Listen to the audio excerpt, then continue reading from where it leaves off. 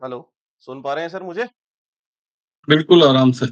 जी, तो नमस्कार जनता पोल पर आप सभी का स्वागत है और पहली बार आप सभी से रूबरू हो रहा हूँ मैं, लाइव के माध्यम से और आज हमारे साथ में राजस्थान से बहुत ही वरिष्ठ पत्रकार कैलाश शर्मा जी जुड़े हुए हैं। राजस्थान की राजनीति के बारे में कई महत्वपूर्ण चर्चाएं करने के लिए आज हमने ये लाइव रखा है, क्योंकि बीते दिनों राजस्थान में थोड़ी उठापटक देखने को मिली।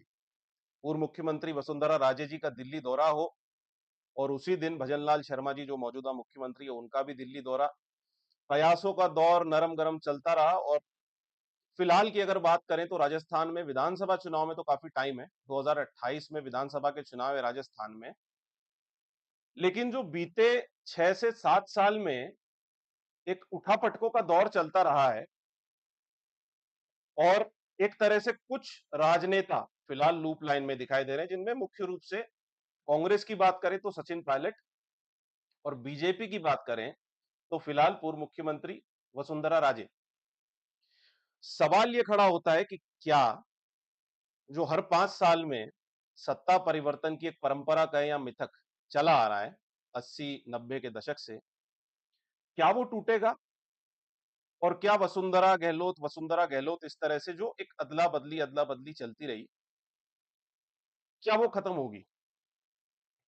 इन्हीं सब विषयों पर चर्चा करने के लिए आज हमारे साथ में कैलाश शर्मा जी मौजूद हैं।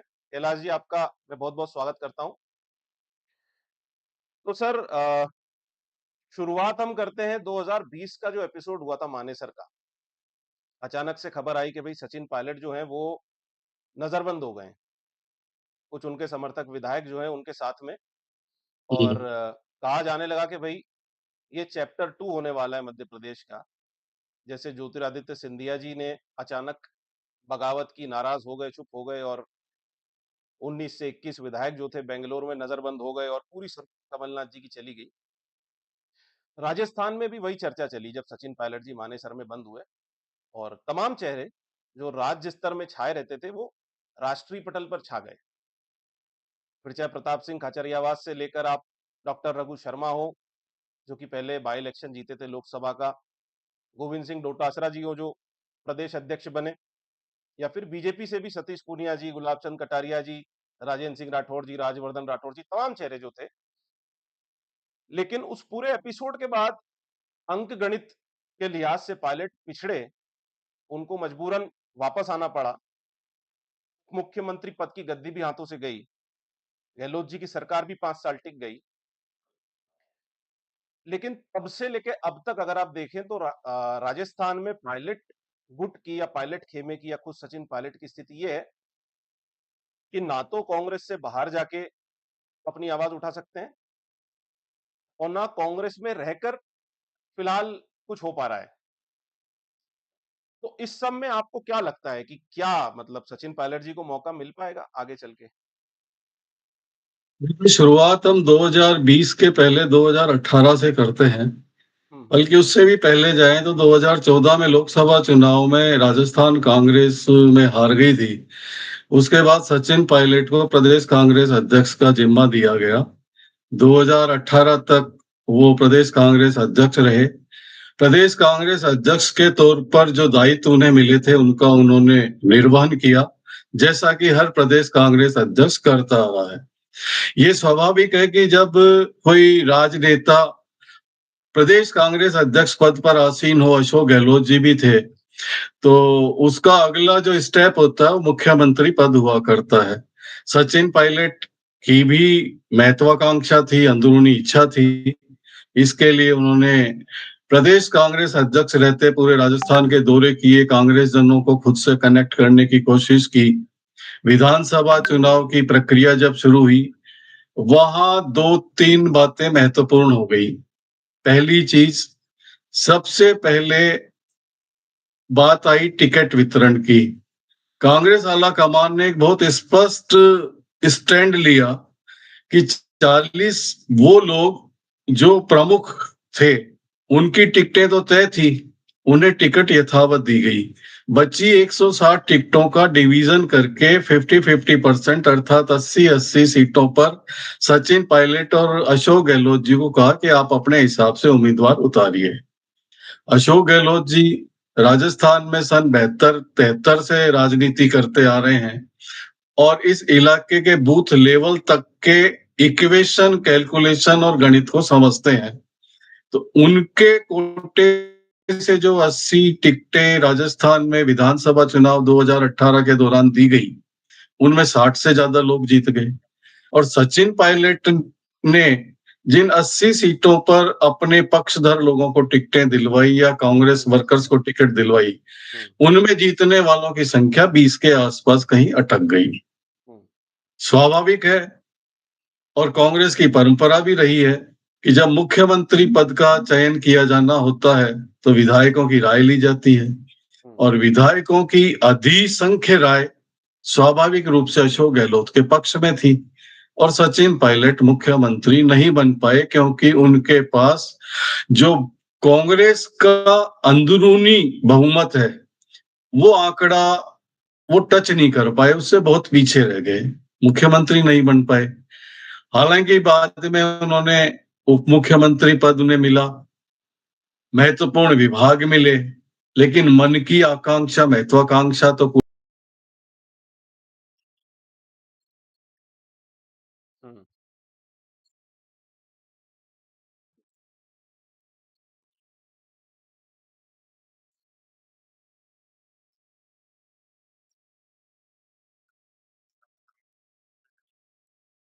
कोई प्रयास सचिन पायलट ने अशोक गहलोत के नेतृत्व वाली कांग्रेस सरकार की खामियां निकालकर आला कमान तक पहुंचाने और उस पर कोई कंसेंसस डेवलप करने का काम उन्होंने नहीं किया। उन्होंने जो रूट अख्तियार किया वो डिफरेंट था। अब जिस रूट पे वो चले उससे कई तरह के संशय सामने आए।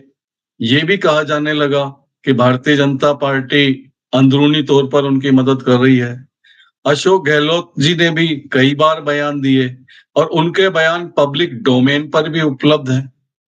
सचिन पायलट केवल 19 विधायकों को साथ लेकर पहले से आखिरी दिन तक बैठे रहे। उनका गणित नहीं बना, कैलकुलेशन नहीं बना, कामयाब नहीं हो पाए और लौट कर वो वापस आ गए। ये कांग्रेस की सदाशयता है, एआईसीसी की सदाशयता है, राहुल गांधी जी की सदाशयता है कि सचिन पायलट ने राजस्थान में लोकतांत्रिक तरीके से चुनी हुई सरकार के सामने एक राजनीतिक संकट पैदा किया, खड़ा किया, लेकिन बावजूद उसके कांग्रेस आला कमान ने उन्हें एक तरह से क्षमा दान दिया, उन्हें एक्सेप्ट किया और उन्हें कांग्रेस की मुख्य धारा में रूट किया। उसके बाद अशोक गहलोत के नेतृत्व वाली सरकार कई तरह के झंझावातों से जूझती रही और फाइनली 5 साल का टेन्योर अपना पूरा करके उसने चली गई। आपका एक सवाल महत्वपूर्ण है कि सचिन पायलट का आगे क्या फ्यूचर लग रहा है।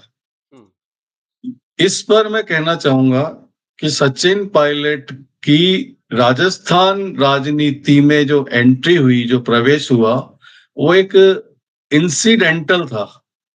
इसलिए कि उनके पिता राजेश पायलट सन 80 से राजस्थान में सांसद रहे, केंद्र में मंत्री रहे। उनकी मां रमा पायलट भी सांसद बनी। 2004 में सचिन पायलट को राजस्थान में लोकसभा चुनाव का टिकट दौसा से दिया गया, वो दौसा से सांसद बने। 2009 में वो अजमेर से सांसद बने। उसके बाद 2014 का लोकसभा चुनाव वो हार गए। 2014 में वो प्रदेश कांग्रेस अध्यक्ष बने। उसके बाद उनकी राजनीतिक पारी का सारा परिदृश्य आपके सामने है। लेकिन क्या होता है कि राजनीति में आप कोई गलत स्टेप उठा जाते हैं तो वो गलत step talk of the town ही नहीं, टॉक ऑफ द स्टेट बन जाता है। सचिन पायलट ने अशोक गहलोत को हटाने के लिए जिस रूट का इस्तेमाल किया वो जेन्युइन नहीं था और ये बात राजस्थान में कांग्रेस विचारधारा के जो 60 लाख से अधिक परिवार हैं उनमें 56-57 लाख परिवारों का ये मानना है कि सचिन पायलट को मानेसर जैसा स्टेप नहीं उठाना चाहिए था। अशोक गहलोत सरकार से कोई नाराजगी थी। दिल्ली जाकर एआईसीसी में सोनिया गांधी जी से मिलकर उन्हें अपनी बात कहते, अपना पक्ष रखते, बार-बार करते, हो सकता आगे कामयाबी मिल जाती। लेकिन जो रूट उन्होंने अडॉप्ट किया, वो रूट अडॉप्ट करने के कारण सचिन पायलट के प्रति कांग्रेस परिवारों में एक एक्सेप्टेबिलिटी, स्वीकार्यता और दूसरी बात भरोसा, उसमें बहुत बड़ी गिरावट आई और ये गिरावट आज भी स्टैंड कर रही है। सचिन पायलट का अपना एक फॉलोअर वर्ग है। निश्चित रूप से वो वर्ग मजबूत है, अलर्ट है, एक्टिव है, सचिन पायलट का साथ देता है। यहां मैं एक बात और कहूंगा कि हिंदुस्तान की कांग्रेस राजनीति में सचिन पायलट जिस कैलिबर के व्यक्ति हैं, जो उनका सोच है, जो उनकी वर्किंग स्टाइल है, उसमें वो एक अच्छे लीडर के रूप में स्थापित होने के तमाम गुण रखते हैं। लेकिन उन गुणों के बावजूद भी उनका रास्ता कहीं अटक रहा है, कहीं भटक रहा है, तो उसके पीछे कारण है डेस्टिनी। अगर आप कोई एक गलत कदम उठा जाते हैं तो डेस्टिनी उसमें कहीं ना कहीं कोई जस्टिस जरूर करती है। और मुझे फिलहाल नहीं लगता कि सचिन पायलट के लिए राजस्थान की कांग्रेस राजनीति के जरिए आगे बढ़ने का कोई बड़ा स्कोप होगा।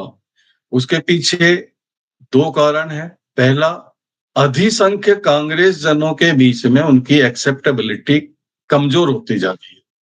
नंबर दो, सचिन पायलट भले ही लंबे समय तक प्रदेश कांग्रेस अध्यक्ष रहे और 21 साल से राजस्थान की कांग्रेस राजनीति में सक्रिय भी हैं, लेकिन राजस्थान के 200 विधानसभा क्षेत्रों, 400 ब्लॉक एरिया में कांग्रेस के इक्वेशन को, समीकरणों को जानने और समझने में वो कामयाब नहीं हो पाए और उनकी इस कमजोरी का नुकसान कांग्रेस को इस रूप में हुआ कि 2018 के विधानसभा चुनाव में सचिन पायलट के कहने पर 80 लोगों को कांग्रेस ने टिकटें दी और उन 80 में 20 भी बड़ी मुश्किल से जीत पाए, अर्थात 60 हार गए।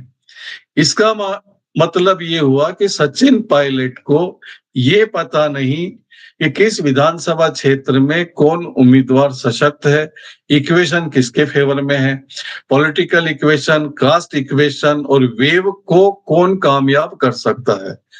ये अंडरस्टैंडिंग नहीं होने के कारण सचिन पायलट कहीं ना कहीं राजस्थान में पिछड़ रहे हैं। उनका एक फेस है, उनके पास एक टैलेंट है, वो एक अलग चीज है, लेकिन ग्राउंड रियलिटी से वो पूरी तरह रूबरू नहीं है। बल्कि मेरा ये मानना है कि राजस्थान को जितना समझना चाहिए था, जो डिजायर्ड लेवल है, उस डिजायर्ड लेवल का 10% भी वो अभी तक राजस्थान को समझ नहीं पाए हैं। और यही वजह है कि 2028 के विधानसभा चुनाव में प्रयास वो जरूर करेंगे। निश्चित रूप से राजनेता है, महत्वाकांक्षी है, प्रयास करना भी चाहिए, लेकिन मुझे उनके नेतृत्व में परफेक्ट कामयाबी मिलती हुई नजर नहीं आ रही। 8 सिविल लाइंस मैं उनसे दूर मानता हूं। मेरा सर इसमें एक और टेक है कि जैसे आपने कहा कि भाई विधायक जो हैं कांग्रेस के, उनका संख्या बल पायलट से ज्यादा गहलोत के समर्थन में था। यही की यही कहानी मध्य प्रदेश में भी देखने को मिली कि ज्योतिरादित्य सिंधिया जी ने जम के प्रचार किया और ऐसा नहीं कि केवल 18 में, 13 में भी, 2013 के विधानसभा चुनाव में पूरी कमान सिंधिया जी के हाथ में थी। बावजूद उसके ये आ, हुआ कि जब संख्या बल आ गया, 114 कांग्रेस के आए, निर्दलियों का समर्थन मिला, सपा बसपा का मिला और बहुमत का आंकड़ा पार हो गया। 95 से ज्यादा विधायक जो थे वो कमलनाथ और दिग्विजय सिंह जो थे इनके समर्थन में आ गए और दिग्विजय सिंह के समर्थक विधायकों ने भी कमलनाथ जी का समर्थन किया और उनको मुख्यमंत्री पद की कमान जो है मिल गई। सेम कहानी हमें राजस्थान में देखने को मिली। अब विधायकों की संख्या के आधार पे कहा जा सकता है कि भाई अगर बहुमत 28 में भी आता है, चूंकि कई सीटें ऐसी है जो 4 चुनाव से जीत रहे हैं और काफी दिग्गज विधायक जीतते आ रहे हैं जो गहलोत जी के साथ के और उनसे भी पहले के हैं, तो वो स्वाभाविक सी बात है कि वरिष्ठ नेतृत्व की तरफ जाएंगे, यानी गहलोत जी की तरफ।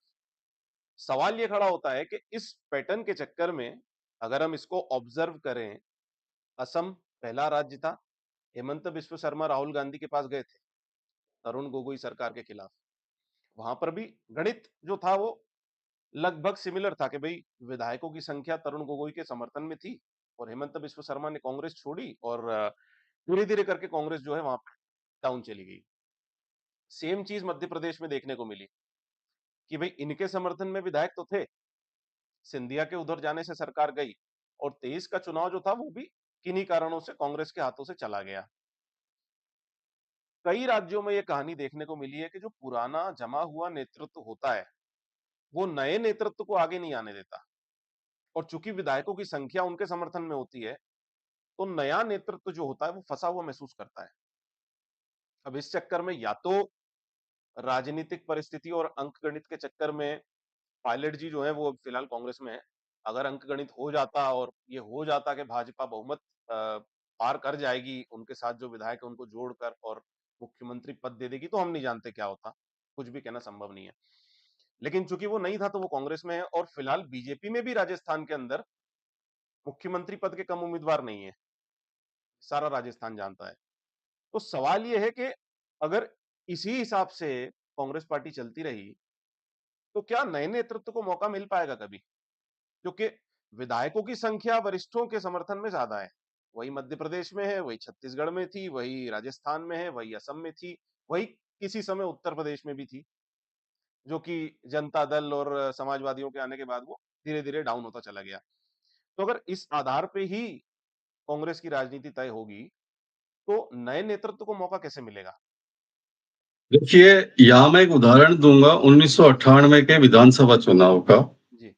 उस समय अशोक गहलोत प्रदेश कांग्रेस अध्यक्ष थे, युवा थे, हम्म। और कंपटीशन में पंडित नवल किशोर शर्मा, परसराम मदेरणा, शिवचरण माथुर जैसे दिग्गज नेता थे। हम्म। लेकिन उसके बावजूद भी अशोक गहलोत अपेक्षाकृत युवा होने के कारण हम्म। दिल्ली की एक्सेप्टेबिलिटी में आ गए और मुख्यमंत्री बन गए। ऐसा नहीं है कि नए नेतृत्व को, युवा नेतृत्व को आला कमान स्वीकार नहीं करता, करता है। लेकिन उस नए नेतृत्व में वो क्षमता होनी चाहिए ताकि वो राजनीतिक रूप से खुद को प्रमाणित कर सके। सचिन पायलट के साथ दिक्कत ये रही कि वो युवा है, सक्षम है, लीडरशिप क्वालिटी है, लेकिन बावजूद इसके वो आला कमान की निगाह में अभी तक खुद को उस कैलिबर का नेता जो है वो प्रमाणित नहीं कर पाए हैं। आगे 3.5 साल का समय बाकी है अगले विधानसभा चुनाव में, तब क्या होता है उस समय की परिस्थितियों पर सब कुछ निर्भर करता है। सर इसमें मैं एक वाक्या लाना चाहूंगा बीच में। 2022 जब दूसरा सियासी संकट आया राजस्थान में, कांग्रेस में राष्ट्रीय अध्यक्ष के पद के चुनाव आए, हाईकमान ने सोचा कि भाई राजस्थान से फॉर्मूला लेके आते हैं, एक पंथ दो काज हो जाएंगे, गहलोत जी को बना देंगे राष्ट्रीय अध्यक्ष, पायलट को दे देंगे मुख्यमंत्री पद की कमान, राजस्थान सुलझ जाएगा और एक मंजा हुआ राजनीतिक खिलाड़ी जो है वो राष्ट्रीय अध्यक्ष बन जाएगा। क्योंकि अशोक गहलोत जी की जादूगरी सारे हिंदुस्तान ने देखी है। 2017 के गुजरात के विधानसभा चुनाव जब हुए थे, 99 बनाम 77 के वो नतीजे, और मोदी शाह के गढ़ में, वो भी उत्तर प्रदेश में पूरी हार मिलने के बाद कांग्रेस ने इतनी कड़ी टक्कर दी थी कि एक समय तो लग रहा था कि बहुमत आ गया है। तो उस पूरे चुनाव के रणनीतिकार अशोक गहलोत खुद थे।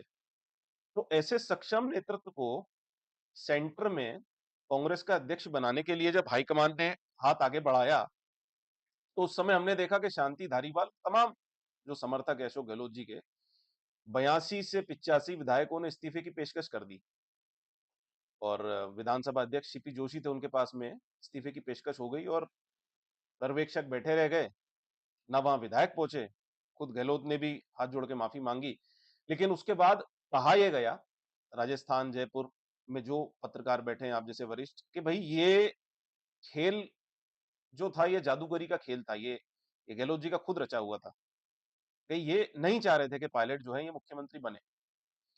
सवाल मेरा ये कि इस आपसी खींचतान में कि जब एक फॉर्मूला लाया गया कि आपको राष्ट्रीय अध्यक्ष बनाया जाएगा और अब पायलट जी को आप कमान दीजिए, तब भी 82-85 विधायकों का अड़ जाना, क्या आपको लगता है विधायकों का स्वतंत्र फैसला था या फिर ये गहलोत जी के इशारे पे हुआ था? और अगर हुआ था, तो फिर वही सवाल कि नए नेतृत्व को मौका कैसे मिलेगा? देखिए, राजनीति में जो होता है वो दिखता नहीं है, और जो दिखता है वो होता नहीं है। ये बात एक नहीं, अनेक मौकों पर देखने को मिली है। 2022 के इस घटनाक्रम पर मैं शुरू से प्रकाश डालता हूं। जी। सबसे पहले अशोक गहलोत संभवतः 23 अगस्त के दिन सोनिया गांधी जी से मिले थे, और जब सोनिया गांधी जी से मिलकर बाहर आए, मीडिया बाहर खड़ा था, अशोक गहलोत जी ने कहा, हाँ, मैं कांग्रेस के राष्ट्रीय अध्यक्ष का नामांकन दाखिल करने जा रहा हूं। अर्थात बिल्कुल स्पष्ट था, अशोक गहलोत को कांग्रेस का राष्ट्रीय अध्यक्ष बनना है। पहली चीज। हम्म। अब जो इनसाइड स्टोरी है वो ये है कि अशोक गहलोत जी जब सोनिया गांधी जी से मिलकर आए थे, तो सचिन पायलट को मुख्यमंत्री बनाने जैसी कोई बात हुई ही नहीं थी। एकदम साफ है, पहली चीज। दूसरी इंपॉर्टेंट चीज ये है कि अशोक गहलोत अखिल भारतीय कांग्रेस कमेटी के अध्यक्ष के रूप में अगर आते हैं, तो वो उस परंपरा को सुशोभित करने वाले होते हैं जो महात्मा गांधी, सुभाष चंद्र बोस, डॉक्टर पट्टाभी सीतारामैया जैसे दिग्गज लोगों ने कांग्रेस के राष्ट्रीय अध्यक्ष पद को सुशोभित किया। उस लीगेसी में वो एक बहुत महत्वपूर्ण नाम बनते। पहली चीज। दूसरी चीज, उस समय अशोक गहलोत अगर कांग्रेस के राष्ट्रीय अध्यक्ष बनते तो अगला अर्थात 2024 का लोकसभा चुनाव उनके नेतृत्व में लड़ा जाता। और अशोक गहलोत फाइटर हैं, एक अच्छे राजनीतिक नीतिकार हैं, और गुजरात चुनाव जिसका जिक्र आपने किया उसमें उन्होंने प्रूव भी किया कि गुजरात में नरेंद्र मोदी के यहाँ जाकर उनको चैलेंज दिया, वो कम बात नहीं थी। तो अशोक गहलोत कांग्रेस के राष्ट्रीय अध्यक्ष बनते तो भारतीय जनता पार्टी के सामने बहुत ज्यादा चुनौतियां आ सकती थी। पहली चीज। अब यहाँ एक इंपॉर्टेंट चीज मैं बताता हूं कि राजनीति में चाणक्य नीति भी हुआ करती है, और चाणक्य नीति का एक कायदा है कि शत्रु अगर प्रबल हो रहा हो तो उसको कुचलने की कोशिश की जानी चाहिए। भारतीय जनता पार्टी में एक विंग ऐसी चलती है जो इस रूट पर काम करती है कि कांग्रेस को इंटरनली कैसे कमजोर किया जाए।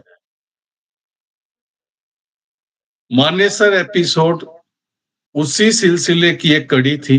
भले ही सचिन पायलट 19 विधायकों को लेकर गए, लेकिन पब्लिक डोमेन में आज भी ये बात अशोक गहलोत की कही हुई मौजूद है कि उस पूरे प्लान के पीछे बीजेपी का कहीं ना कहीं हाथ और इन्वॉल्वमेंट था।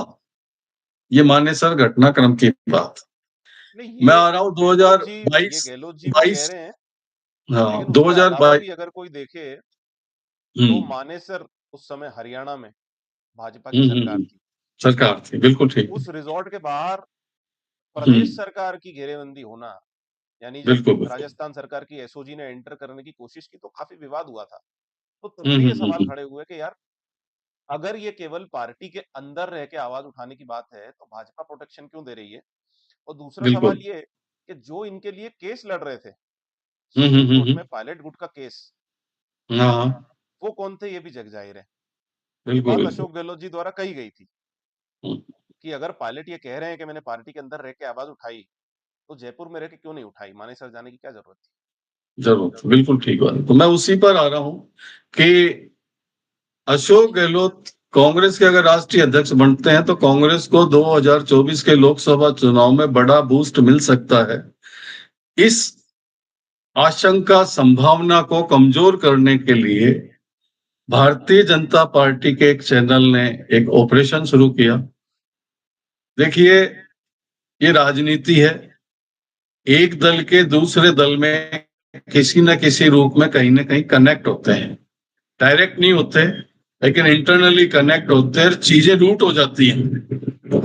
जैसे ही अशोक गहलोत का नाम आया, एक मैसेज आया सामने, एक व्यक्ति एक मत। और ये मैसेज कांग्रेस में स्वाभाविक रूप से नहीं उठा था। बीजेपी के चैनल्स ने कांग्रेस के रूट से इस कंसेप्ट को उठवाया, पहली चीज। दूसरी बात, 18-20 सितंबर तक अशोक गहलोत मुख्य धारा में थे। कांग्रेस के राष्ट्रीय अध्यक्ष का नॉमिनेशन 25-27 सितंबर के बीच करना है, ये सारी चीजें चल रही थी। 18 सितंबर 2022 के बाद बीजेपी की इनसाइड टीम रूट हुई या क्या हुआ, सचिन पायलट की फिर महत्वाकांक्षा जागृत हुई कि 2020 में हम कामयाब नहीं हो पाए तो अब ट्राई कर लेते हैं। और उस ट्राई करने के चक्कर में वो जयपुर आए, विधानसभा पहुंचे। विधानसभा में उन्होंने खुद के लिए बहुमत जुटाने का प्रयास किया। चूंकि राजस्थान सरकार में और कांग्रेस विधायक दल में बहुमत अशोक गहलोत के पास ही था, तो अधिकतर विधायकों का यह सोच था कि अगर अशोक गहलोत स्वेच्छा से पद त्याग करते हैं तो मुख्यमंत्री वही बने जो अशोक गहलोत और उनके साथ रहे सभी विधायक तय करें। एक ऐसे नाम को क्यों प्रमोट किया जाए जिसके साथ पार्टी विधायक दल की आधी सहमति नहीं है, जिसके पास बहुमत नहीं है। तो जो तमाम घटनाक्रम आपने बताया, ये उसका निचोड़ है। और निष्कर्ष वाली बात यह है कि अशोक गहलोत को कांग्रेस का राष्ट्रीय अध्यक्ष बनने से रोकने में भारतीय जनता पार्टी का वो रूट कामयाब हो गया और अशोक गहलोत फिर अध्यक्ष बन नहीं पाए और अगला लोकसभा चुनाव वापस बीजेपी जीतकर सरकार बनाने में कामयाब हो गई। अशोक गहलोत भारतीय जनता पार्टी द्वारा किए गए इस ऑपरेशन को समझ नहीं पाए और वो इस तरह से उलझ गए इस प्रकरण में, जिस कारण उन्हें कहीं न कहीं थोड़ा सा अनईजी फील होने जैसी नौबत आई और आला कमान और उनके बीच में डिफरेंस को प्रचारित कर दिया गया। प्रैक्टिकली ऐसा था नहीं, प्रचारित ज्यादा किया गया। वास्तव में ऐसा कुछ भी नहीं था। अगर ऐसा कुछ होता तो अशोक गहलोत के नेतृत्व में आगे सरकार कंटिन्यू कैसे करते।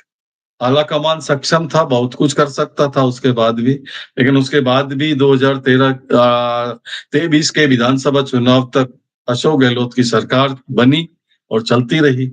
तो भारतीय जनता पार्टी 2020 के मिशन में तो नाकाम रही, लेकिन 2022 के मिशन में वो एक हद तक कामयाब हो चुकी थी। जी, लेकिन सर इसके बाद ही मेरा ये सवाल है कि सरकार चली गई 2023 के चुनाव में। हालांकि इस बार ओपिनियन पोल्स बटे हुए थे चैनलों के। आधे चैनल कह रहे थे कि भाई सरकार जो है वो रिपीट हो जाएगी, आधे चैनल कह रहे थे कि चली जाएगी, कुछ कह रहे थे कि भाई कांटे की टक्कर है, निर्दलियों पे जो है आ सकता है कि भाई निर्दलीय समर्थक जिनके ज्यादा होंगे वो सरकार बनाएंगे। लेकिन हुआ उल्टा, या फिर यूं कहें कि जो परंपरा है राजस्थान की, हर 5 वर्षों में सत्ता परिवर्तन, वो बरकरार रही और बीजेपी की सरकार जो है वो बन गई। मुख्यमंत्री पद के लिए वसुंधरा राजे महारानी शाह के द्वारा कहा जाता है कि कोशिशें काफी की गई। ऐसा नहीं है, क्योंकि एक फायर ब्रांड राजनेता है वसुंधरा जी, और भैरव सिंह शेखावत युग के खत्म होने के बाद में राजस्थान में बीजेपी की झंडा बरदारी और बीजेपी का सबसे बड़ा चेहरा बनना, वो भी महिला मुख्यमंत्री के रूप में, वो छोटी बात नहीं है।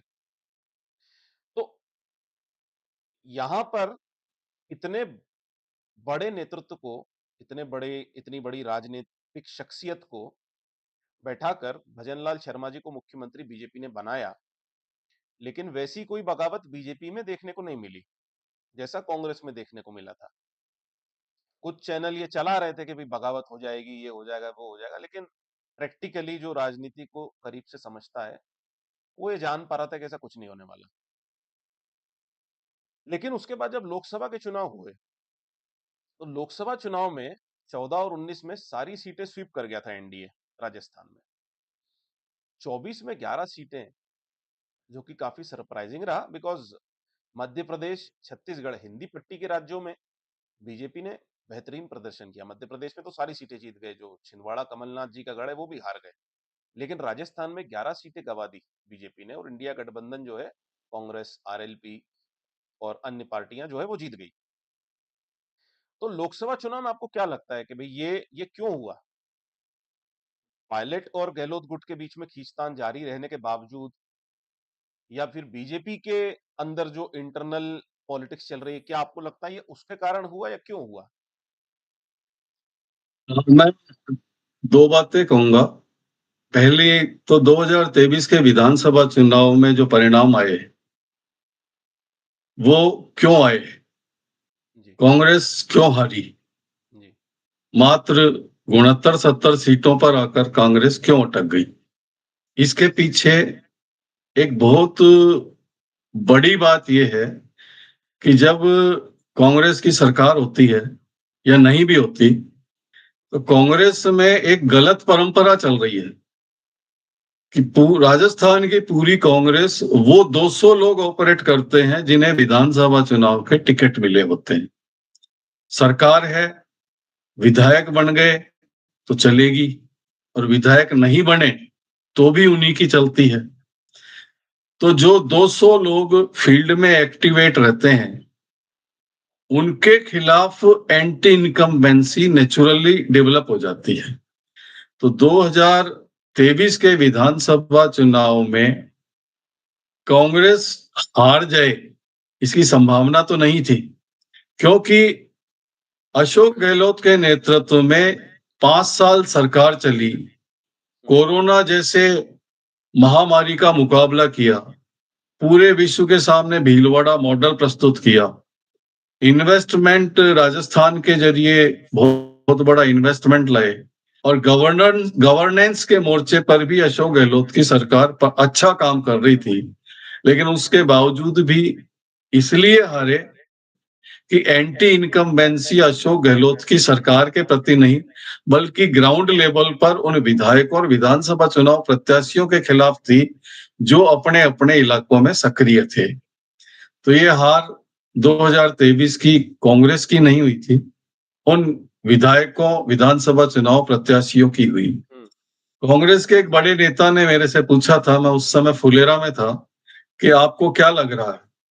मैंने कहा मैं इस समय फुलेरा में हूं, मेरे लेफ्ट में दूदू विधानसभा क्षेत्र है और राइट में नावा विधानसभा क्षेत्र है। दूदू विधानसभा क्षेत्र में बाबूलाल नागर है कांग्रेस से, और नावा विधानसभा क्षेत्र में कांग्रेस से महेंद्र चौधरी हैं, और इन दोनों ने पिछले 5 साल में 100 करोड़ रुपए से ज्यादा के काम अपने इलाकों में करवाए हैं। लेकिन बावजूद इसके ये दोनों 30-30 हजार वोटों से हार रहे हैं। उसकी वजह ये रही कि इन दोनों के खिलाफ इन्हीं के इलाकों में बड़ी एंटी इनकम्बेंसी थी। तो 100 करोड़ रुपए से ज्यादा के काम कराने वाला आदमी भी अगर हार जाता है तो स्वाभाविक है कि ग्राउंड कनेक्ट उनका वीक था। ये तो हुई 2023 के विधानसभा चुनाव की बात। अब आते हैं 2024 के लोकसभा चुनाव पर। 2024 के लोकसभा चुनाव में जो परिणाम आए, मेरा ये मानना है निजी तौर पर वो कांग्रेस के लिए कमजोर थे। भले ही कांग्रेस और इंडिया गठबंधन ने मिलाकर 11 सीटें जीती हो, लेकिन जो माहौल था राजस्थान में, उस हिसाब से कांग्रेस 20 से ज्यादा सीटें जीतने की स्थिति में थी। एक एंटी इनकम्बेंसी चल रही थी, लेकिन उस एंटी इनकम्बेंसी को कांग्रेस 3 कारणों से कैश नहीं करा पाई। पहला, कैंडिडेट उसके पास प्रॉपर नहीं थे। At the 11th our candidates उतारे गए, जयपुर शहर की सीट इसका उदाहरण है। पहले सुनील शर्मा को टिकट दिया, बाद में प्रताप सिंह खाचरियावास को उतार दिया। इसी तरह भीलवाड़ा में पहले किसी और को टिकट दिया, बाद में किसी और को टिकट दिया। स्थिति ये थी कि कांग्रेस ने लोकसभा चुनाव को दृष्टिगत रखते हुए लोकसभा चुनाव क्षेत्रवार अपनी लीडरशिप डेवलप ही नहीं की। अगर वो लीडरशिप डेवलप होती तो कांग्रेस 20 से 22 सीटें जीतने की स्थिति में थी। नंबर 2, गोविंद डोटासरा जी 2020 जुलाई से ही राजस्थान प्रदेश कांग्रेस के अध्यक्ष बने हुए हैं, लेकिन संगठन पर ग्राउंड लेवल पर जो काम किया जाना चाहिए वो परफेक्टली वो नहीं कर पाए। और लोकसभा चुनाव में कांग्रेस को और विधानसभा चुनाव 2023 में भी कांग्रेस को बूथों पर वर्कर्स की शॉर्टेज रही। उम्मीदवारों ने अपने लेवल पर जो मैनेज किया वो निकल गए या वो अच्छी परफॉर्मेंस दे पाए, लेकिन पार्टी की तरफ से एक्सपेक्टेड और डिजायर्ड जो वर्किंग मिलनी चाहिए थी वो नहीं मिल पाई। और तीसरी प्रॉब्लम थी कि कांग्रेस ने अन्य दलों से गठबंधन कर लिया था। हनुमान बेनीवाल की पार्टी से भी गठबंधन था, वामपंथियों से भी गठबंधन था, दक्षिणी राजस्थान से भी में भी गठबंधन था। उससे कांग्रेस के लोगों में एक निराशा का आलम था कि हम हमारी जगह हैं, लेकिन और राजस्थान देश में ऐसा प्रांत है जहां कांग्रेस हर विधानसभा क्षेत्र हर बूथ एरिया में मजबूत है। उसके बावजूद भी अन्य दलों से अगर आप गठबंधन करते हो तो ये अच्छा नहीं है। तो इसका भी एक नेगेटिव मैसेज गया और उस कारण 2024 के चुनाव में कांग्रेस जो 20-22 सीटें जीत सकती थी वो 11 और 8 पे ही अटक गई। गठबंधन के साथ 11 आई, बाकी कांग्रेस की 8 ही सीटें आ पाई। मोटे तौर पर जो है ये सीन। लेकिन सर एक बात ये भी कही जा रही थी उसके बाद जब ये नतीजे आए कि भाई बीजेपी को 11 सीटों का नुकसान हो गया, तो कुछ पत्रकारों द्वारा, कुछ चैनलों द्वारा ये कहा जा रहा था कि कहीं मैडम तो नाराज नहीं है। लगता है आपको ऐसा है? नहीं, मैडम की राजी होने या नाराजगी का कोई वो इफेक्ट नहीं है। देखिए, अपना अपना मत है। मेरा ये मानना है कि राजस्थान की राजनीति में वसुंधरा राजे अपने आखिरी पड़ाव पर है और आगे मुझे उनका कोई बहुत बड़ा राजनीतिक भविष्य नजर नहीं आ रहा। और उसका पहला एग्जाम्पल मैं दे रहा हूं कि वो हाड़ौती इलाके से आती हैं और हाड़ौती इलाके में उनसे बड़ा राजनीतिक कद इस समय ओम बिरला का हो चुका है और मदन दिलावर भी उनके राजनीतिक कद को कहीं ना कहीं टक्कर देते हुए फील्ड में नजर आते हैं।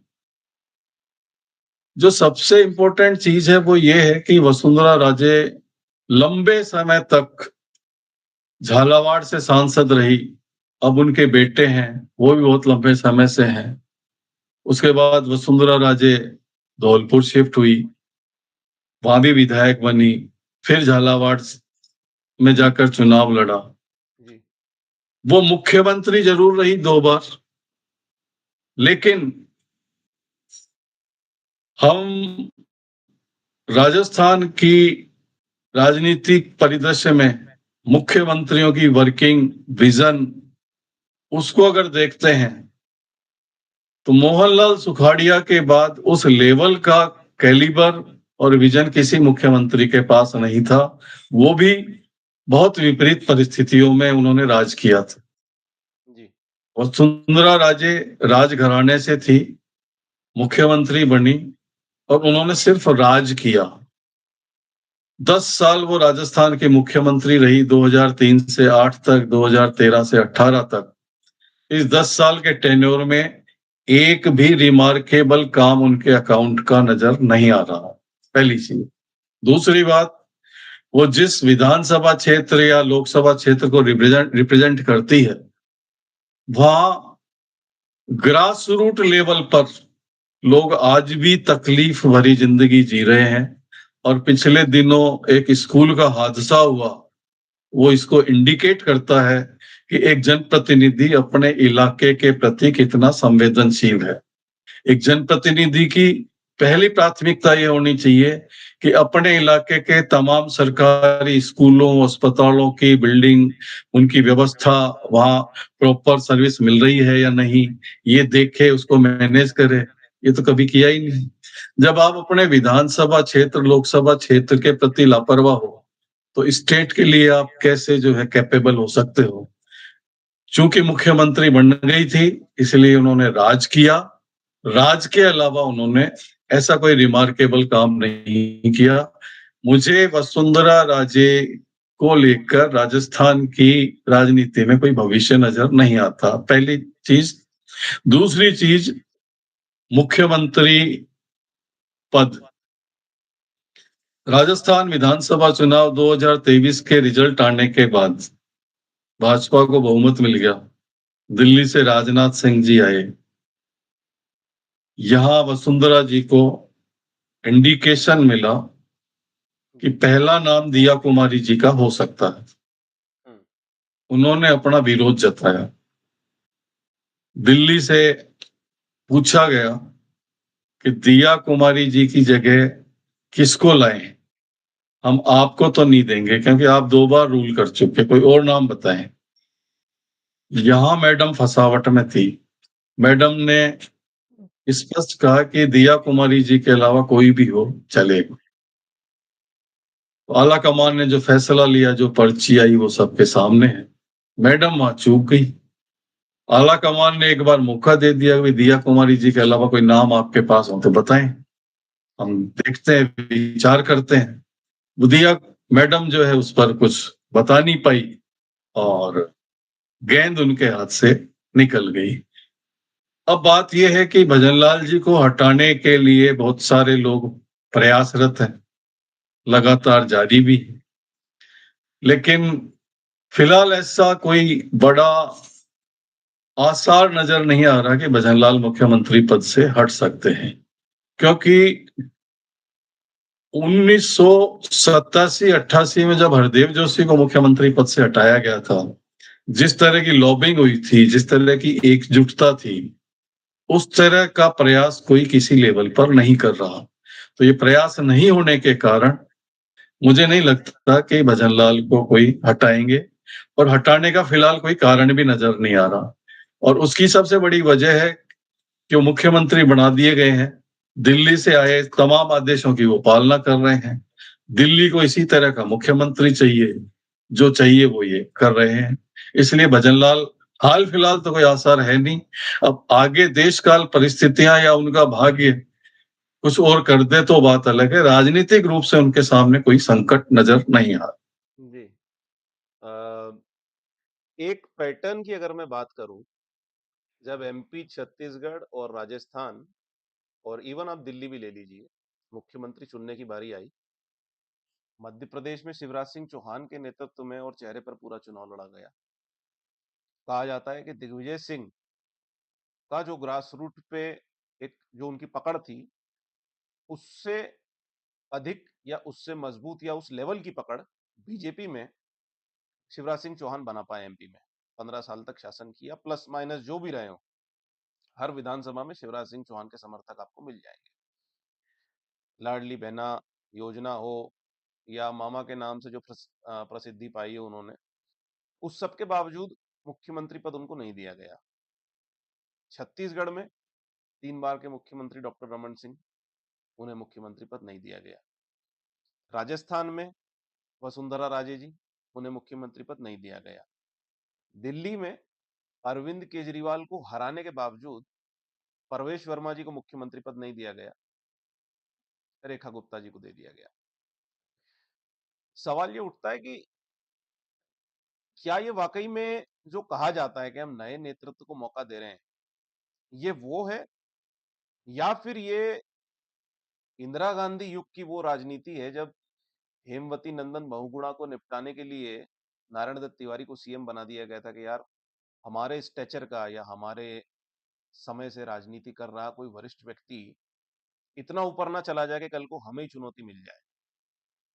और इसमें स्पेशली मैं वसुंधरा मैडम की बात इसलिए करूंगा क्योंकि जो 2020 का घटनाक्रम हुआ मानेसर का, गजेंद्र सिंह शेखावत हो, गुलाब चंद कटारिया हो, सतीश पूनिया हो, राजवर्धन राठौड़ हो, तमाम भाजपा की जो लीडरशिप है प्रदेश की, ये कहती दिख रही थी कि भाई सरकार जाने वाली है। वही सेम स्टेटमेंट्स जो मध्य प्रदेश में आ रहे थे बीजेपी की तरफ से, सिमिलर स्टेटमेंट्स राजस्थान में आ रहे थे कि सरकार अपने बोझ तले दबेगी, अपने बोझ तले गिरेगी। इस पूरे घटनाक्रम में लगभग 1 महीने तक घटनाक्रम चला। होटल फेयरमाउंट जो था सत्ता का केंद्र बिंदु बना, और दानी छबरार, चेतन लूडी, रोहित बोरा जैसे चेहरे जो माने सर चले गए थे वापस आए। उठापटक चल रही थी, सरकार संकट में थी, दिन रात लाल बत्ती गाड़ियों का आना जाना लगा रहता था, और राजधानी में सरगर्मी बहुत तेज थी। इस सब में वसुंधरा राजे जी का स्टेटमेंट पूरे सियासी संकट में मिसिंग था। तो काफी लोग ये कह रहे थे कि भाई सिंधिया मैडम का कोई बयान क्यों नहीं आ रहा है।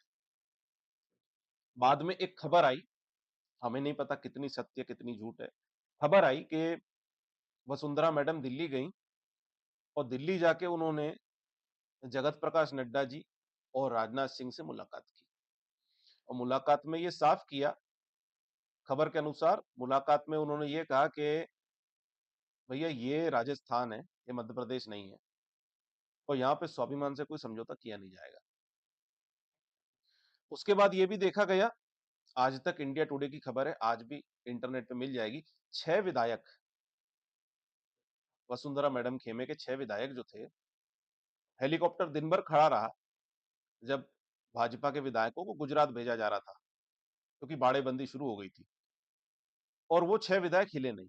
उनका साफ कहना था कि मैडम का आदेश नहीं मिलता जब तक, तब तक हम जो है वहां नहीं जाएंगे। तो कॉन्स्टिट्युएंसी लेवल पे प्लस माइनस ठीक है, वो समझ में आता है, लेकिन राजनीतिक पकड़ की अगर हम बात करें, जिसमें साम दाम दंड भेद और इस सबसे ऊपर फंडिंग, अनुभव, ऐसा कोई राजनेता या ऐसी कोई राजनेता जो सीधे केंद्र को चुनौती देने की ताकत रखती हो, उनको हटाना किस तरह देखते हैं आप? बहुत महत्वपूर्ण बात आपने पूछी है। जी। वसुंधरा राजे एक बड़ा पावर सेंटर थी 2018 के पहले तक। जी। उसके बाद वो विधानसभा चुनाव में भाजपा जीत नहीं पाई, तो वो सिस्टम से बाहर रही। जी। ये सही है कि मानेसर घटनाक्रम पर उनकी चुप्पी या उनके जो संदेश थे, उन संदेश ने आला कमान को कहीं न कहीं विचलित किया, और तभी से आला कमान ने यह ठान भी लिया था कि वसुंधरा राजे को तीसरी बार मौका नहीं देना है। लेकिन वसुंधरा राजे पावर प्ले करती हैं, विधानसभा चुनाव में अपने समर्थकों को टिकट दिलाने में कामयाब भी रही, बड़ी तादाद में उनके समर्थक जीते भी। लेकिन भाजपा में दो चीजें हैं। पहला, भय। आला कमान तय करता है क्या होना है, और आला कमान से सब भयभीत रहते हैं। तो आला कमान की बात को इग्नोर करना हर किसी के बस की बात नहीं होती, चाहे कोई कितना ही बड़ा पावर प्ले करता रहे। और दूसरी चीज जो भाजपा में सामान्य तौर पर कही जाती है, जो संघ की भी देन है, कि अनुशासन। तो भय और अनुशासन के कारण ये चुप्पी अभी तक है और रहेगी भी, क्योंकि दिल्ली से मुकाबला करना हर किसी के बस की बात नहीं है, खासकर अपनी महत्वाकांक्षा की पूर्ति मात्र के लिए। जी। वसुंधरा राजे के पास अगर कोई महत्वाकांक्षा है उसकी पूर्ति के लिए, उनमें अब क्षमता नहीं है कि दिल्ली से वो टक्कर ले सके। और वो जब क्षमता नहीं है तो आपके पास बैठे रहने के अलावा कोई विकल्प नहीं है। पिछले 1.5 साल के दौरान उन्होंने 3 बार अपनी बड़ी मौजूदगी का एहसास कई जगह करवाया, लगा, बातें भी हुई, चर्चा में भी आया कि मैडम एक्टिव हो रही हैं, लेकिन उसके बाद टाएं टाएं फिस। कुछ नहीं, जैसा था वैसा ही है। तो निष्कर्ष ये है कि राजनीतिक भविष्य के नजरिए से देखें तो वसुंधरा राजे पड़ाव पर हैं और उम्र के उस मुकाम की तरफ भी बढ़ रही हैं जहाँ वानप्रस्थ या संन्यास आश्रम हमारी जो संस्कृति है उसमें इंगित होता है। अब वो इस तरफ बढ़ती है या मुकाबला करने का कोई जुगाड़ करती है, उसका जवाब तो समय ही देगा। हम्म। बाकी राजनीतिक नजरिए से देखें तो मुझे नहीं लगता कि वसुंधरा राजे के लिए अब कोई बड़ा स्कोप राजनीति में है। उनके फॉलोअर्स की जहां तक बात है, जिनमें जो विधायक हैं, अगर मंत्रिमंडल फेरबदल होता है, हो सकता है उनके बताए अनुसार 2 4 6 विधायकों को मंत्री, कैबिनेट मंत्री बना सकते हैं। इससे ज्यादा कोई गुंजाइश नजर नहीं आ। सर, इसमें आप केंद्र में बीजेपी की सरकार होना, इसको कितना बड़ा फैक्टर मानते हैं? क्योंकि एक रिजॉर्ट कांड हिंदुस्तान की राजनीति में बड़ा प्रसिद्ध हुआ था। हो सकता है लोग भूल गए हों, लेकिन मैं याद दिला देता हूँ। खजुराहो रिजॉर्ट कांड हुआ था 1995 में, जब केशुभाई पटेल के नेतृत्व में गुजरात में बीजेपी की सरकार बनी और मुख्यमंत्री बनना चाहते थे शंकर सिंह वाघेला। लेकिन विधायक जिनके समर्थन में ज्यादा, उनको मिल गई पद की कमान। पटेल मुख्यमंत्री बन गए, वाघेला दरकिनार हो गए, साइडलाइन होते चले गए। मंत्री पद नहीं मिले इनके समर्थकों को, और केशुभाई पटेल के यूएस जाने के समय उन्होंने वार्निंग भी दे दी थी कि आप वापस आएंगे तो कुर्सी छिन चुकी होगी, और वही देखने को मिला। वाघेला अपने समर्थक विधायकों के संग खजुराहो निकल गए। दिग्विजय सिंह मुख्यमंत्री थे मध्य प्रदेश के, 45 से 50 विधायक बीजेपी के बगावत कर गए, और ताबड़तोड़ जो है भैरव सिंह शेखावत जी और अटल बिहारी वाजपेयी को अहमदाबाद आना पड़ा। और अहमदाबाद आके जब वाघेला जी से मुलाकात की, उन्होंने शर्तें रखी कि केशुभाई पटेल जी को सीएम पद से हटाया जाए, नरेंद्र मोदी उस समय युवा नेता थे, इनको गुजरात की राजनीति से बाहर किया जाए और मेरे पसंद का मुख्यमंत्री बनाया जाए। उस पूरे घटनाक्रम में अगर हम देखें तो संघ तब भी था, केंद्र में मजबूत चेहरा अटल बिहारी वाजपेयी जी का तब भी था, और बीजेपी एक लगातार राइज की तरफ बढ़ रही थी। बीजेपी का ग्राफ ऊपर उठता हुआ था, क्योंकि 96 के लोकसभा चुनाव में पहली बार, आप जानते होंगे, बीजेपी ने कांग्रेस से ज्यादा सीटें जीती थी, 13 दिन के लिए अटल बिहारी वाजपेयी जी जो है प्रधानमंत्री बने थे। लेकिन उस सबके बावजूद वो कांड हुआ, और सरकार और पार्टी दोनों को बचाने के लिए और टूट बचाने के लिए इनको शंकर सिंह वाघेला के आगे झुकना पड़ा। उस समय केंद्र में सरकार अगर होती तो हो सकता है कि ये जो 45-50 विधायक गए, सेंटर के डंडे के आगे झुक जाते और टूट इतनी बड़ी नहीं होती, 10-12 विधायक जाते, सरकार बच जाती। फिलहाल की अगर मैं बात करूं, केंद्र में नरेंद्र मोदी के नेतृत्व में सरकार है, और उम्र की जो आपने बात कही, तो उसी उम्र के पड़ाव की ओर हमारे प्रधानमंत्री जी भी बढ़ रहे हैं, उसी पड़ाव की ओर गहलोत जी भी बढ़ रहे हैं, और उसी पड़ाव की ओर जो है वसुंधरा जी बढ़ रही हैं। काफी कई नेता बढ़ रहे हैं। गठबंधन की सरकार है, अब पूर्ण बहुमत की नहीं है। भविष्य में फिलहाल तो हम नहीं जानते क्या होगा।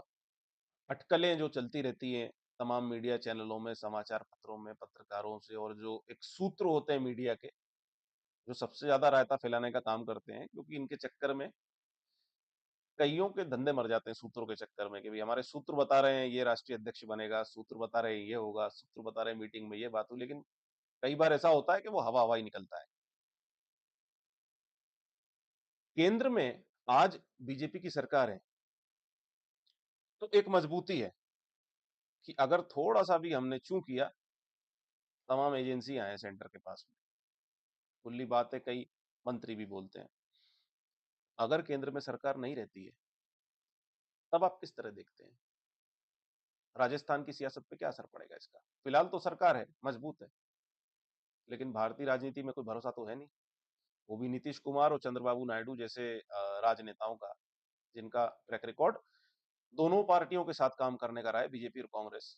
और चूंकि जयललिता जी के समर्थन खींचने के चक्कर में एक वोट से अटल बिहारी वाजपेयी की सरकार गिरी थी, वो घटनाक्रम भी देश ने देखा है। केंद्र में फिलहाल सरकार है, तो राजस्थान की और मध्य प्रदेश की तमाम सरकारें मजबूत है। मध्य प्रदेश में चलिए बहुमत भी बढ़ा है। राजस्थान को किस तरह देखते हैं आप? अगर केंद्र में देखिए, नेतृत्व परिवर्तन होता है या सरकार परिवर्तन होता है तो यहाँ पे क्या असर पड़ेगा? ये पहली बात तो ये है कि इस बात की आशंका है, संभावना वैसे तो है नहीं कि केंद्र में कोई नेतृत्व परिवर्तन हो, जी। लेकिन भविष्य के गर्भ में क्या छिपा है इसका आकलन नहीं किया जा सकता। हाँ, बीजेपी की सरकार अगर केंद्र में नहीं होती तो वसुंधरा राजे एक बहुत बड़ा पावर सेंटर दिल्ली में बन सकती थी, और फिर वसुंधरा राजे के लिए राजस्थान का मुख्यमंत्री पद तो एक बहुत छोटी चीज होती। जी। लाल किला भी उनके ड्रीम में कहीं ना कहीं आ सकता था, क्योंकि उनकी महत्वाकांक्षाओं का लेवल कम नहीं है। पूरी कहां तक हुई वो आपके सामने है, लेकिन डिजायर अपनी जगह होती ही है। जी। तो मैं तो ये मान के चलता हूं कि अगर केंद्र में भारतीय जनता पार्टी की सरकार नहीं रहती है, उस स्थिति में वसुंधरा राजे बड़ा पावर प्ले करने की स्थिति में आ सकती है। उसके पीछे तीन वजह है।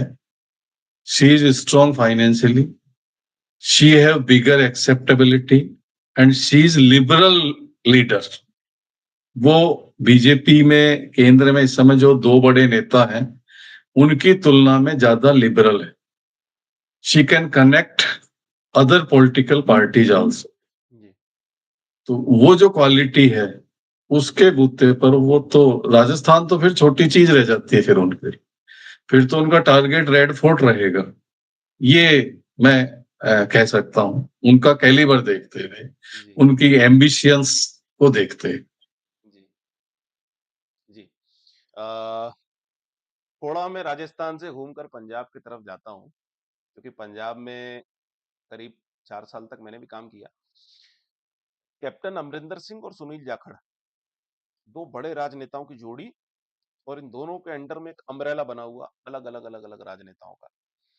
और तमाम चुनाव 2017 के विधानसभा से उठाकर नगर पालिका, पंचायत, बाई इलेक्शन, विधानसभा बाई इलेक्शन, नगर निगम उपचुनाव, तमाम इलेक्शन जो है कांग्रेस लगातार पंजाब में जीतती रही। लेकिन एक थनी देखने को मिली राहुल गांधी वर्सेस कैप्टन अमरिंदर सिंह के बीच में, और वो ठनी 2022 के विधानसभा चुनाव आते आते बढ़ गई।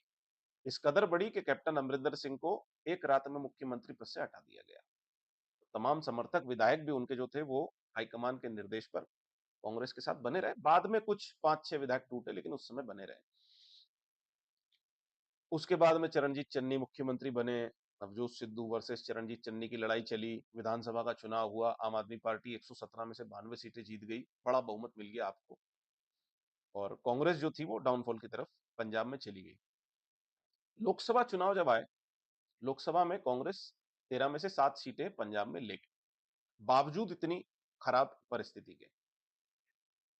लेकिन उसके बाद जो विधानसभा के उपचुनाव आए उनमें फिर कांग्रेस को हार मिली।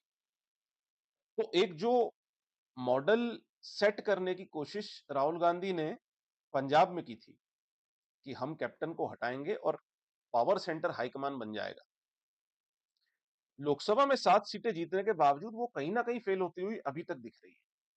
क्योंकि जितने विधानसभा के उपचुनाव हो रहे हैं उन उपचुनाव में रिजल्ट फेवर में नहीं आ रहे हैं। बावजूद इसके कि पंजाब 84 वाले घटनाक्रम के बाद भी कांग्रेस के लिए एक मजबूत स्तंभ बना है, और बीजेपी गेनिंग की स्थिति में है फिलहाल। काफी अच्छा प्रदर्शन भाजपा का लोकसभा चुनाव में रहा है, 0 सीटें जीतने के बावजूद भी अपना वोट परसेंट डबल कर लिया है बीजेपी ने। काफी लीडर कांग्रेस के टूटे हैं, काफी अकाली दल के टूटे हैं। पैटर्न एक जो दिखा वो ये दिखा कि राहुल गांधी की वरिष्ठ कांग्रेस नेताओं से पटरी बैठती नहीं है। ऐसा कहा जाता है, दिल्ली में चर्चा चलती है कि भाई 10 जनपद ये चाहता है कि बागडोर हमारे हाथ में रहे। जो तुगलक लेन में भी बात चलती है वो 10 जनपद पे भी चलती है कि बागडोर हमारे हाथ में रहे। अब कैप्टन और जाखड़ की जोड़ी के हटने के बाद सबने देखा कि जो अमरेला के अंडर में कांग्रेस के नेता थे वो सब बिखर गए। बिल्कुल उसी तरह का नजारा हरियाणा में भी देखने को मिला। हालांकि विधानसभा चुनाव में हार के बाद वोट चोरी और तमाम आरोप प्रत्यारोप लगाए गए, लेकिन कमान एक तरह से पूरी भूपेंद्र सिंह हुड्डा को दे दी गई, और राहुल गांधी हरियाणा में प्रचार करते तो जरूर दिखे, लेकिन जो इनके समर्थक माने जाते हैं, रणदीप सुरजेवाला और कुमारी शैलजा हो या और भी कई नेता हो, अपने अपने लोकसभा क्षेत्र तो वो निकाल ले गए, लेकिन विधानसभा में जो है बहुमत नहीं मिल पाया कांग्रेस को। सेम चीज आप मध्य प्रदेश में आ जाइए, 2023 का विधानसभा चुनाव ऐसा लगा कि कमलनाथ अकेले लड़ रहे हैं। 18 में हमने देखा मंदसौर गोली कांड के बाद में राहुल गांधी मोटरसाइकिल से प्रदेश नापते हुए दिखे, जगह जगह रैलियां की, किसान कर्ज माफी के वादे किए। 23 में राहुल गांधी गायब दिखे। इससे उलट राजस्थान में गहलोत भी वरिष्ठ नेताओं की लिस्ट में आते हैं, लेकिन वहां राहुल गांधी का रुख अलग दिखा। वहां ना तो कैप्टन वाला रुख दिखा, ना कमलनाथ वाला दिखा, ना हुड्डा जी वाला दिखा, ना छत्तीसगढ़ वाला दिखा। यहाँ पे राहुल गांधी प्रचार करते हुए ज्यादा दिखाई दिए। और कहा यह जा रहा था विधानसभा चुनाव में कांग्रेस की हार के बाद भी कि भाई पिछली हार में तो हम 21 सीटों पर सिमट गए थे, इस बार सम्मानजनक हार हुई, हम 70-80 के बीच में। इसके पीछे क्या कारण लगता है आपको कि इतना वरिष्ठ होने के बाद भी, इतने लंबे समय तक मुख्यमंत्री पद पर रहने के बाद भी राहुल गांधी का झुकाव गहलोत की तरफ क्यों है? और दूसरा सवाल यह कि पायलट से राहुल गांधी के करीबी संबंध होने के बावजूद भी वो पकड़ क्यों नहीं बन पा रही है? देखिए, अशोक गहलोत सक्रिय राजनीति में 1975 से है। जी। एनएसयूआई के राजस्थान प्रदेश अध्यक्ष हुआ करते थे। 1980 में वो लोकसभा में गए। इंदिरा गांधी जी का टेन्योर था। 84 में वो फिर जीते। राजीव गांधी जी का टेन्योर था। उसके बाद फिर पीवी नरसिम्हा राव की सरकार बनी। उस समय भी अशोक गहलोत जी जोधपुर से सांसद बने। तो कांग्रेस का जो राष्ट्रीय ओरा है, उस ओरा में बहुत अच्छे से स्थापित हुए। सबसे पहले अशोक गहलोत ने एनएसयूआई प्रदेश अध्यक्ष से जंप करके सीधा जोधपुर से सांसद बने और जोधपुर से 4 बार से ज्यादा सांसद बनने के बाद उन्होंने दिल्ली में अपने आप को एस्टेब्लिश किया, दिल्ली का विश्वास अर्जित किया। और जो पुराने आदमी का विश्वास होता है वो सबसे महत्वपूर्ण होता है, और उस महत्व को बनाए रखने में वो कामयाब रहे। पहली चीज। दूसरी चीज, ऑल इंडिया कांग्रेस कमेटी को, सोनिया गांधी, राहुल गांधी जी के परिवार को जब भी किसी तरह का राजनीतिक संकट आया या और भी कोई बात हुई, तो अशोक गहलोत वहां एडवाइजरी मोड में हमेशा मौजूद रहे। तीसरी चीज, अहमद पटेल जब सोनिया गांधी जी के नजदीक हुआ करते थे, तो अशोक गहलोत अहमद पटेल से भी बहुत अच्छा रसूख मेंटेन करते थे। और अहमद पटेल ने भी सोनिया गांधी जी और उस परिवार के बीच में अशोक गहलोत की जो छवि है, वो एक बहुत पॉजिटिव वाइब्रेशन के साथ वहां क्रिएट कर रखी थी। तो वो जो पॉजिटिव वाइब्रेशन, पॉजिटिव ओरा, और हमारा पुराना आदमी, 50 साल पुराना आदमी हमारा है, वो जो छवि है उसको तोड़ना हर किसी के बस की बात नहीं है। और यही वजह है कि आज भी अशोक गहलोत कांग्रेस की राष्ट्रीय राजनीति में नाम भले ही कितने और हो, लेकिन टॉप 5 के भीतर कहीं ना कहीं ट्रेवल करते हैं, टॉप 5 के भीतर। और एक संभावना भी इन दिनों डेवलप हो रही है, मीडिया में भी आ रहा है, और कि अशोक गहलोत जी को एआईसीसी में महामंत्री संगठन पद दिया जा सकता है। चर्चाओं में है भी, कब फैसला होता है या नहीं होता, लेकिन ये भविष्य के गर्भ में है। लेकिन कांग्रेस के राष्ट्रीय परिदृश्य में लंबे समय तक मुख्यमंत्री, लंबे समय तक पीसीसी चीफ और 3 बार एआईसीसी में जनरल सेक्रेटरी होने के नाते उनकी जो पॉलिटिकल हाइट है, उस पॉलिटिकल हाइट के कारण वो नेशनल लेवल का फेस है आज की तारीख में। एक मैं घटना का जिक्र जरूर करूंगा जो 2022 से ही संबंधित है। जब अशोक गहलोत जी को ऑल इंडिया कांग्रेस कमेटी का अध्यक्ष बनाने की बात चल रही थी, तो उस समय कुछ मारवाड़ी घराने एक जगह इकट्ठा हुए और उन्होंने कहा कि अगर अशोक गहलोत जी कांग्रेस के राष्ट्रीय अध्यक्ष बनते हैं, तो अगले लोकसभा चुनाव में उन्हें हम लोगों को मिलकर सहयोग करना चाहिए कि जब गुजरात से 2 प्रधानमंत्री बन सकता है तो राजस्थान से क्यों नहीं। एक सोच उनके साथ जुड़ी उस सोच में आसाम के भी लोग थे, कलकत्ता के भी थे, हैदराबाद के भी मारवाड़ी थे, चेन्नई के भी थे, बेंगलोर के भी थे, सूरत, मुंबई, सब जगह का मारवाड़ी था, साथ था उनके। तो अशोक गहलोत कांग्रेस के लिए आज भी नेशनल लेवल पर एक रिलायबल फेस है, और वो रिलायबिलिटी के कारण गांधी नेहरू परिवार उन पर भरोसा करता है। पहली चीज। आपने सचिन पायलट की बात पूछी कि अशोक गहलोत की तुलना में सचिन पायलट को इतनी प्रायोरिटी क्यों नहीं मिलती। इसके पीछे बहुत क्लियर सी बात है कि जो सीनियर होता है उसको थोड़ी तरजीह मिलती है, जो जूनियर होता है उसको देखा जाता है। फिर 2018 के विधानसभा चुनाव में तीन परिस्थितियां इस तरह की आ गई थी। पहली, टिकट वितरण को लेकर सचिन पायलट दिल्ली पहुंचे राहुल गांधी के पास कि मुझे ये टिकटें चाहिए। उसके बाद जब नतीजा आया, मुख्यमंत्री बनने के लिए दिल्ली फिर पहुंच गए। राहुल जी ने केसी वेणुगोपाल जी को भेजा, उन्होंने आंकड़ा बता दिया कि साहब इतने विधायक गहलोत जी को चाहते हैं, सचिन जी के पक्ष में तो इतने ही लोग हैं। तीसरी बात, अशोक गहलोत जी मुख्यमंत्री बन गए तो उप मुख्यमंत्री बनने की लॉबिंग करने वो दिल्ली गए। चौथी बात, जब मंत्रिमंडल बनना था तो अपने चहेते लोगों को मंत्री पद दिलाने के लिए दिल्ली गए। और पांचवी बात, उन मंत्रियों को महत्वपूर्ण विभाग मिले, इसके लिए फिर दिल्ली गए। तो ये बार बार की आवाजाही से राहुल गांधी उस समय इरिटेट हो गए थे, और उस इरिटेशन जो है वो कहीं ना कहीं ट्रेवल करता है। लेकिन राहुल गांधी जी को ये मालूम है कि सचिन पायलट एक यूजफुल पॉलिटिकल लीडर है, इनका हम उपयोग करके कांग्रेस को और मजबूत बना सकते हैं, इसीलिए उन्होंने उनको भी साथ रख रखा है। अशोक गहलोत जी सीनियर हैं, कांग्रेस के पिलर हैं, उनको भी साथ रखा है। राहुल जी एक बैलेंस क्रिएट करने की कोशिश दोनों के बीच में कर रहे हैं। वर्थ दोनों की है अपनी अपनी जगह। जी ये जी। मैं 23 के विधानसभा 18 के विधानसभा चुनाव पे आऊंगा, 2018 के। उस समय हमने देखा कि 2 से 3 महीने पहले विधानसभा चुनाव के तमाम सर्वे, और हमारे चैनल पे भी जनता पोल पे जो ग्राउंड लेवल कवर करते हैं पत्रकार लोग, उनके नेटवर्क से सर्वे किया जाता है, पूछा जाता है, तो कहा जा रहा था कि भाई 120 प्लस, 130 प्लस, 140 प्लस ये आंकड़ा कांग्रेस का आएगा।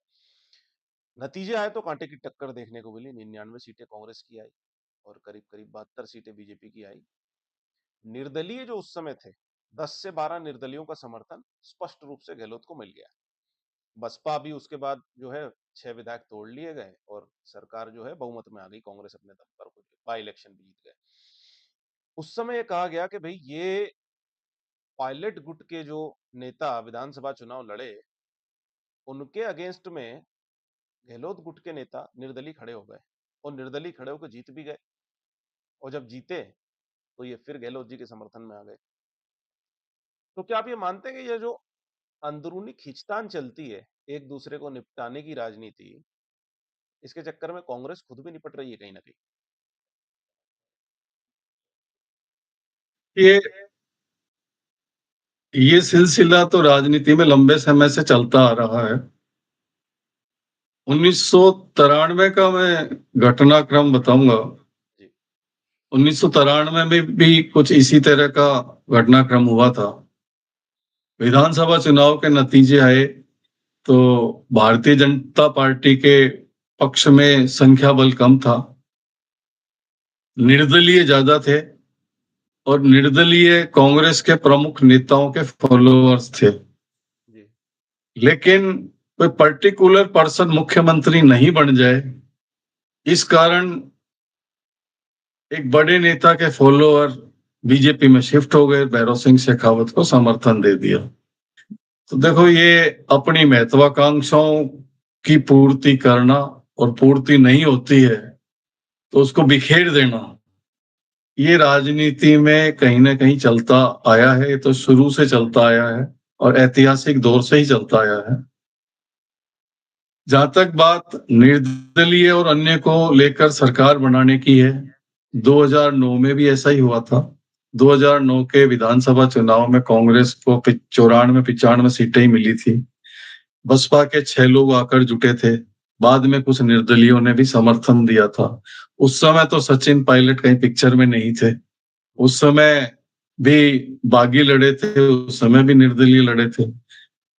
2018 के विधानसभा चुनाव में जो निर्दलीय लड़े, जीत के आए, उन्होंने देखा कि भारतीय जनता पार्टी के पास संख्या बल नहीं है, तो स्वाभाविक रूप से वो कांग्रेस की तरफ आए। जब उन्हें पता चला कि कांग्रेस में बहुमत अशोक गहलोत के पास है, तो उनका टर्न होना स्वाभाविक था।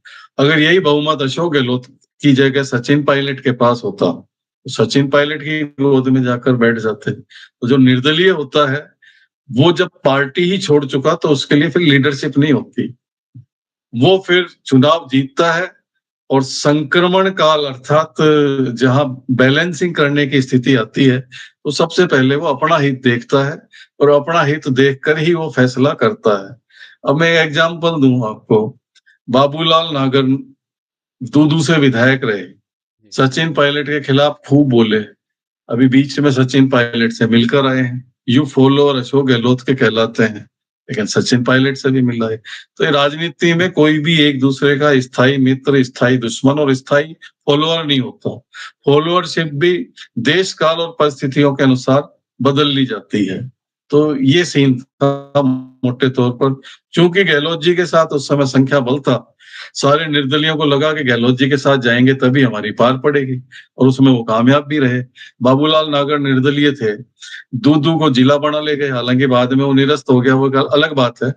लेकिन एक ग्राम पंचायत को नगर परिषद और फिर जिला मुख्यालय दिला दिया उन्होंने। जी। तो इसीलिए दिला पाए कि अशोक गहलोत से कनेक्ट रहे। तो हर हर निर्दलीय या इस तरह का राजनीतिक दल का व्यक्ति अपना हित पहले देखता है, उसी के हिसाब से वो डाइवर्ट होता है। जी। और जहां तक बात उनके बागी होकर चुनाव लड़ने की है, तो मुझे ध्यान है कि 2018 के विधानसभा चुनाव में 60 से ज्यादा बागियों ने नामांकन भरे थे। 40 से ज्यादा बागी तो मुख्य धारा में थे और कांग्रेस के मजबूत नाम भी थे वो। 40 से ज्यादा बागी, उनमें से जीत के 10-11 आए, वो एक अलग बात है। तो बागी तो हर बार लड़ता है, इधर से टिकट नहीं मिली तो उधर लड़ लेगा, उधर से नहीं मिली तो इधर लड़ लेगा। ये तो चलता रहता है, एक सिलसिला। जी। चलिए, आपका बहुत-बहुत धन्यवाद। बहुत अच्छा लगा सर आपसे बात करके, और आगे भी जो है काफ़ी मुद्दों पर हम चर्चा करते रहेंगे, चूँकि राजस्थान को काफ़ी कवर किया है मैंने जनता पोल पे शुरुआत से। 2018, उसके पहले आनंदपाल सिंह एनकाउंटर के समय राजपूत वर्ग की नाराज़गी और वसुंधरा सरकार का सत्ता से जाना, काफ़ी चीज़ें हम लोगों ने कवर की। 23 का चुनाव कवर किया और 28 का चुनाव भी कवर करेंगे। तो जो भी उठा-पटकें राजस्थान में चल रही हैं, केंद्र में चल रही हैं, सब पे जनता पोल की और हमारी निगाहें जो है लगातार बनी हुई है। आपका बहुत-बहुत धन्यवाद कि आपने आपका समय दिया, और आगे भी इसी तरह जो है विश्लेषण जारी रहेंगे। जय हिंद, जय भारत।